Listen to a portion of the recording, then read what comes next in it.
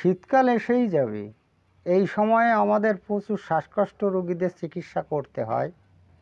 তো আজকের ভিডিওতে আমাদের যে এ রোগ চিকিৎসার জন্য আমাদের যে উন্নত মানের রেমেডিস রয়েছে, সেই উন্নত মানের রেমেডিস থেকে 5টি এ গ্রেড রেমেডিসের ধাতগত, মানসিক, আকর্ষণীয়, বিরল এবং অদ্ভুত লক্ষণগুলো আপনাদের সামনে তুলে ধরব।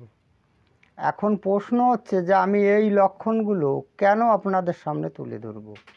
এ প্রসঙ্গটা যদি বলতে হয় তাহলে বলতে হয় ডক্টর হেরিংস তার গাইডিং সিমটমসের প্রিফেজে বলেছিলেন যে স্ট্রিকিং অর্থাৎ আকর্ষণীয়, সিঙ্গুলার অর্থাৎ অসাধারণ, রেয়ার অর্থাৎ বিরল এবং পিকুলার অর্থাৎ অদ্ভুত লক্ষণ। এই যে 4টি লক্ষণের কথা আমি বললাম, এই 4টি লক্ষণের মধ্যে যে কোনো 3টি লক্ষণ যদি রোগীর মধ্যে থেকে খুঁজে বের করা যায় তাহলে ঔষধ নির্বাচন সঠিক হবে। এজন্য আমি চেষ্টা করেছি যে আজকে আপনাদের সামনে যে 5টি শ্বাসকষ্ট চিকিৎসার জন্য যে 5টি রেমেডিসের কথা বর্ণনা করব, তার মধ্যে তার প্রতিটি লক্ষণের মধ্যে ওই সমস্ত লক্ষণগুলো থাকে, যাতে ওর মধ্য থেকে 3টি লক্ষণ কমন পাওয়া গেলেও ওষুধটা যেন সঠিক ওষুধ নির্বাচিত হয়। ভিডিওটি ভালো লাগলে লাইক, কমেন্ট, শেয়ার করবেন এবং আপনি যদি এই চ্যানেলে নতুন হয়ে থাকেন তাহলে চ্যানেলটি সাবস্ক্রাইব করে রাখবেন পরবর্তীতে নতুন ভিডিওর নোটিফিকেশন পাওয়ার জন্য। হোমিওপ্যাথিতে একটি কথা যেমন সত্য যে আমরা রোগের চিকিৎসা করি না, আমরা রোগীর চিকিৎসা করি। We treat the patient, not the disease. এই কথাটি যেমন সত্য তেমনি আর একটি কথাও সত্য আছে। সেটা হচ্ছে কীরকম, doctor Kent, doctor Boenninghausen, doctor Hering's প্রভৃতি যারা বিখ্যাত ডক্টর, তারা রুগীকে প্রয়োগ করে দেখেছেন যে এখন যে রেমেডিসগুলো আলোচনা করব, অর্থাৎ শ্বাসকষ্টের জন্য যে রেমেডিসগুলোর চরিত্রগত লক্ষণ আপনাদের সামনে তুলে ধরব, তারা এটা রুগীকে পরীক্ষা করে দেখেছেন যে এই রেমেডিসগুলো শ্বাসকষ্টের জন্য খুবই ভালো কাজ করে। তার জন্যই কিন্তু রেপার্টরিতে এই ঔষধগুলোকে এ গ্রেড হিসাবে রাখা হয়েছে। এ কথাটিও কিন্তু সত্য, তাই অস্বীকার করা যায় না। তো যাই হোক, আমি যে 5টি রেমেডিস আপনাদেরকে 5টা রেমেডিসের চরিত্রগত লক্ষণগুলো বর্ণনা করে শোনাচ্ছি। Number 1 remedy অ্যান্টিমটাট। চরিত্রগত লক্ষণ নাম্বার এ, রোগী গরম কাতর এবং শ্লেষ্মা প্রধান ধাতুর। অ্যান্টিমটাটের রোগীরা কিন্তু গরম কাতর এবং তাদের শ্লেষ্মা প্রধান ধাতু। শ্লেষ্মা প্রধান ধাতু মানে একটু ঠান্ডা লাগলে তাদের শ্লেষ্মা পায়, এই প্রবণতাটা থাকে। চরিত্রগত লক্ষণ নম্বর বি, শ্বাসকষ্ট রাত্রিকালে বাম পাশে চেপে শুলে বৃদ্ধি পায় এবং সঙ্গে কাশিও শ্লেষ্মা থাকে। দেখুন, এই অ্যান্টিমটাটের রোগীদের বা দিকে চেপে শুলে কিন্তু এই শ্বাসকষ্ট রোগের কথা যখনই বলা আছে শ্বাসকষ্ট চিকিৎসায়, এই শ্বাসকষ্ট চিকিৎসায় কিন্তু এরা বা কাতি শুলে কিন্তু এদের শ্বাসকষ্ট বৃদ্ধি পাবে। আর কখন বৃদ্ধি পাবে? রাত্রিকালে বৃদ্ধি পাবে, সঙ্গে কিন্তু কাশিও থাকতে পারে, আর কণ্ঠে শ্লেষ্মা, মনে হয় গলার ভিতরে শ্লেষ্মা আছে, এরকম ভাবটা কিন্তু থাকবে। নাম্বার 3, রোগীরা সর্বদা তন্দ্রাচ্ছন্ন ও অচৈতন্য অবস্থায় থাকে। রোগীরা সবসময়ই মনে হয় যেন নেশা করেছে, অর্থাৎ ঘুম ঘুম ঘুম ঘুম ভাব তাদের থাকে অ্যান্টিমটাটের রোগীদের। নাম্বার ডি অর্থাৎ 4 নম্বর লক্ষণ, রোগীর নাড়ি গতি এত দ্রুত যে গুনতে পারা যায় না। আপনি হাতের এই পালস ধরে যদি দেখেন তাহলে নাড়ি গুনতে পারবেন না। বা বিপি মেশিনেও ওটা পারা যায়। বিপি মেশিন চালিয়ে বিপি মেশিন দেখালে পালস রেট দেখবেন যে সেখানে নর্মাল থেকে অনেক বেশি আছে। নাম্বার ই, যদি রোগী শিশু হয় তবে সে শুধুমাত্র কেবল কোলে থাকতে চায়, কেউ স্পর্শ করলে কিন্তু কাঁদে। Number 2 remedy arsenic album. চরিত্রগত লক্ষণ নাম্বার এ মানে হচ্ছে 1, রুগী শীতকাতর এবং অস্থির। আপনারা এটা জানেন যে আর্সেনিক অ্যালবামের ওষুধের রুগীরা অস্থির থাকে। নাম্বার বি, চরিত্রগত লক্ষণ নাম্বার বি, শ্বাসকষ্ট রাত্রে শ্বাস গ্রহণে শায়িত অবস্থায় বৃদ্ধি পায়।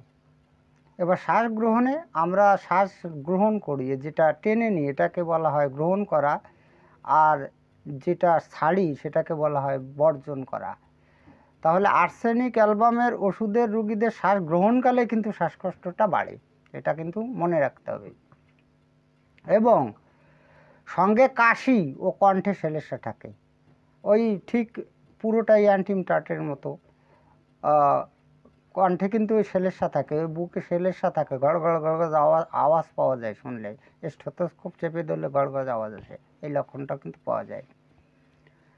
নাম্বার সি অর্থাৎ 3 নম্বর চরিত্রগত লক্ষণ, রুগী অত্যন্ত পিপাসা থাকে কিন্তু বারবার অল্প পরিমাণে জল পান করে। আর্সেনিকের অ্যালবা রুগীদের পিপাসা থাকে, কিন্তু পিপাসা থাকলে প্রবল পিপাসা থাকে, তো প্রবল পিপাসা থাকলে কিন্তু বেশি পরিমাণ জল খাওয়ার কথা, কিন্তু সে খায় না, সে অল্প অল্প পরিমাণে জল খায়। নাম্বার ডি, রুগী মনে করে সে নিশ্চিত মারা যাবে। সে যখন রোগে ভোগে, এই শ্বাসকষ্ট রোগে ভোগে বা অন্য রোগে ভোগে, তখন তার মনের শক্তিটা এতই পরিমাণ কমে যায়, সে মনে করে যে আমি মারা যাব, এই রোগে মারা যাব, এই চিন্তা কিন্তু এই সমস্ত রুগীদের থাকে। নাম্বার ই, রুগীর সমস্ত স্রাবে এমনকি শ্বাস প্রশ্বাসেও দুর্গন্ধ থাকে। রুগীর যে স্রাবগুলো হবে, থুতু, পায়খানা, মল, সমস্ত স্রাবেই কিন্তু দুর্গন্ধ থাকবে এবং সে নিঃশ্বাসেও তার দুর্গন্ধ থাকে। Number 3 remedy, Carbo veg. চরিত্রগত লক্ষণ নাম্বার এ, রুগী শীতকাতর, অলস ও নোংরা দাঁতের। এই যে রুগীর ধাতগত বৈশিষ্ট্য বললাম, তো একটা রুগীর ক্ষেত্রে সমস্ত ধাতগত বৈশিষ্ট্য নাও থাকতে পারে। দেখা গেল আমি 3টে বললাম, তার মধ্যে 2টো থাকতে পারে, একটা থাকতে পারে, থাকতেই পারে। সমস্ত হুবহু তো কোনো লক্ষণ তো কোনো রুগীর ক্ষেত্রে হুবহু কমন পাওয়া যায় না। যাই হোক, চরিত্রগত লক্ষণ নাম্বার বি, শ্বাসকষ্ট রাত্রিকালে ও উদরে বায়ু স্ফীতির জন্য বৃদ্ধি হয়। এটা মনে রাখতে হবে, শ্বাসকষ্টটা কিন্তু এর রাত্রিকালে আর উদরে বায়ু, অর্থাৎ কার্বোভেজের রুগীদের কিন্তু প্রচুর গ্যাস অম্বল হয়, সেই গ্যাস অম্বলজনিতও কিন্তু শ্বাসকষ্ট হয়, এটা কিন্তু দারুণ একটা লক্ষণ। নাম্বার সি, রুগী হিমাঙ্গ অবস্থায় ঘাম হয়। এটা কিন্তু একটা বিশাল একটা লক্ষণ, এই লক্ষণটিকে বলা হয় স্ট্রিকিং সিমটম। কেন স্ট্রিকিং সিমটম? মানুষের ঘাম কখন হয়? হিমাঙ্গ অবস্থায় কিন্তু ঘাম হয়, যখন গা গত ঠান্ডা হয়ে যায় তখন ঘাম হয়। এ তো উল্টো কল, সাধারণত মানুষের দেখা গেলে রোদ্রে গেলে গায়ে তাপ হলে ঘাম হয়, কিন্তু এটা না হয়ে হিমাঙ্গ অবস্থায় ঘাম হয়। তাই এটা কিন্তু স্ট্রিকিং অর্থাৎ আকর্ষণীয় লক্ষণ। এই লক্ষণগুলো ডাক্তারদের মনকে আকর্ষণ করে, তার জন্য এটাকে আকর্ষণীয় লক্ষণ বলা হয়। আচ্ছা, নাম্বার ডি অর্থাৎ 4 নম্বর চরিত্রগত লক্ষণ, রুগী যা পেটে সহ্য হয় না সেটাই খেতে চায়। একটা মানে বিপরীত লক্ষণ, যে সমস্ত খাবার খেলে রোগের বৃদ্ধি হবে, হ্যাঁ, সেই সমস্ত খাবার কিন্তু কার্বোভেজের রুগীরা খেতে চায়। নাম্বার ই, কার্বোভেজের রুগীদের মানসিকতা অত্যন্ত উদাসীন। উদাসীন মানে ভালো হলেও তাতে আনন্দ নেই, বা দুঃখ হলেও তাতে কোনো দুঃখ হয় না, যা হবার করবে ভগবান, এরকম দোহাই দিয়ে দেয়, যা হয় একটা কিছু হবে, ভালো মন্দও বিচার করে না, আবার খারাপও বিচার করে না, এই ধরনের, এটাকে বলা হয় উদাসীন। আচ্ছা, নাম্বার 4 রেমেডি, ন্যাট্রাম সালভ। আচ্ছা, চরিত্রগত লক্ষণ নাম্বার এই, রুগী গরম কাতর এবং পিত্ত প্রদান ধাতুর। গরম কাতর রুগীদের গরম খুব কম সহ্য করতে পারে, গরমে তাদের রোগ ব্যাধি বেশি বৃদ্ধি হয়। এবং কি বলছে, পিত্ত প্রদান ধাতু। এখন পিত্ত প্রদান ধাতু আপনি চিনবেন কি করে? এগুলো তো আমি ফেসবুকে বর্ণনা করেছি, তো যাই হোক, তবু আবার একটু বলে দিচ্ছি। পিত্ত প্রদান ধাতুর রুগীরা কিন্তু কম কথা বলে, খুব কম কথা বলে, ভীষণ কম কথা বলে। তারপরে এদের পেটের গোলযোগ থাকে, অর্থাৎ পিত্তের গোলযোগ থাকে, সেই জন্য পিত্ত প্রদান ধাতুর। নাম্বার বি, চরিত্রগত লক্ষণ নাম্বার বি, রুগীর শ্বাসকষ্ট বাম দিকে চেপে শুলে, ঠিক অ্যান্টিমটাইডের মতো, ও উদরে বায়ু স্ফীতির জন্য, এটা কিন্তু কার্বোভেজের মতন বৃদ্ধি পায়। দেখেছেন, একটা কার্বোভেজের লক্ষণ আর একটা অ্যান্টিমিটারের লক্ষণ কিন্তু এই ন্যাট্রাম সালফের ভিতর দেখা গেছে। আচ্ছা, নাম্বার 3, মানসিক অবস্থা অত্যন্ত বিষণ্ণ। অত্যন্ত বিষণ্ণ মানে কি? অত্যন্ত মুখে হাসি থাকে না, একদমই এরা হাসে না, আত্মহত্যা করতে চায়। আচ্ছা, তা কার্বোভেজের রুগীরা হচ্ছে উদাসীন, আর এরা কি, এদের অবস্থা কীরকম? বিষণ্ণ। উদাসীন আর বিষণ্ণ কিন্তু এক নয়। এদের অর্থাৎ ন্যাট্রাম সালফের রুগীদের কিন্তু বিষণ্ণতায় ভোগে, অর্থাৎ কারোর সঙ্গে কথাবার্তা বলতে চায় না, আত্মহত্যা করতে চায়। আর চরিত্রগত লক্ষণ নম্বর ডি অর্থাৎ 4, স্বপ্নে জলে সাঁতার দেওয়া, উড়ে যাওয়া বা কোথার থেকে পড়ে যাওয়া, এই সমস্ত স্বপ্ন দেখে কিন্তু ন্যাট্রাম সালফের রুগীরা। চরিত্রগত লক্ষণ নম্বর ই,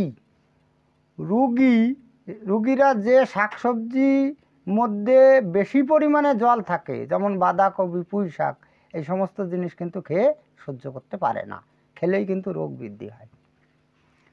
নাম্বার 5, রেমেডিস ফসফরাস। চরিত্রগত লক্ষণ নাম্বার এ, রুগী শীতকাতর, হালকা পাতলা গঠন। ফসফরাসের রুগীদের হালকা পাতলা গঠন হয়, এরা মোটাসোটা গঠন হয় না, এবং দেখতেও খুব কিন্তু সুন্দর হয়। চরিত্রগত লক্ষণ নম্বর বি, শ্বাসকষ্ট শ্বাস গ্রহণকালে, অর্থাৎ শ্বাস যখন টেনে নিচ্ছে তখন কিন্তু বৃদ্ধি পায়, এবং বাম দিকে চেপে শুলেও কিন্তু বৃদ্ধি পায়। এই লক্ষণটা কিন্তু কোথায় আছে? অ্যান্টিমিটারে আছে, বাম দিকে চেপে শুলে বৃদ্ধি পায়। রাত্রে এবং কণ্ঠে শ্লেষ্মা সঞ্চয় হেতু বৃদ্ধি পায়। ওই ফসফরাসের রুগীদের রাতেও কিন্তু শ্বাসকষ্ট বৃদ্ধি পায়, এবং কণ্ঠে শ্লেষ্মা সঞ্চয় হেতু, ওই কণ্ঠে শ্লেষ্মা থাকে, তার জন্য শ্বাসকষ্টটা বৃদ্ধি পায়।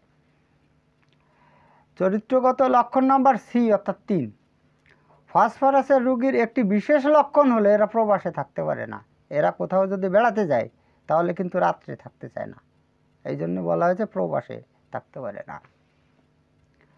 চরিত্রগত লক্ষণ নম্বর ডি, রুগী ঠান্ডা পানীয় পান করতে খুবই পছন্দ করে। দেখুন কীরকম একটা অবস্থা, ফসফরাসের রুগী শীতকাতর, প্রচণ্ড শীতকাতর, ভালোই শীতকাতর। তো শীতকাতর রুগীরা সাধারণত গরম খাবার খেতে পছন্দ করবে বা গরম পানীয় খেতে পছন্দ করবে, কিন্তু এর অবস্থা উল্টো। এ শীতকাতর রুগী হওয়া সত্ত্বেও সে কিন্তু ঠান্ডা জলপান করতে চায়, কোল্ড ড্রিঙ্কস খেতে চায়। তো এই যে লক্ষণ, এই ধরনের লক্ষণ হচ্ছে পিকিউলার সিমটম হয়। নাম্বার ডি, আচ্ছা, রুগীরা ঠান্ডা পানীয় খেতে খুব পছন্দ করে। নাম্বার ই, চরিত্রগত লক্ষণ নাম্বার ই, রুগীর আহারের পর নিদ্রাবেশ করতে চায়। রুগীরা খাওয়া দাওয়ার পরে মনে হয় একটু শুয়ে পড়ি, একটু আরাম করে নিই, এরকম কিন্তু রুগীদের মনে ইচ্ছা আকাঙ্ক্ষা থাকে ফসফরাসের রুগীদের। খুব তাড়াতাড়ি ফিরে আসবো এরকম কোনো নতুন ভিডিও নিয়ে। ততক্ষণ আপনারা ভালো ও সুস্থ থাকুন। জয় হ্যানিম্যান, জয় হোমিওপ্যাথ।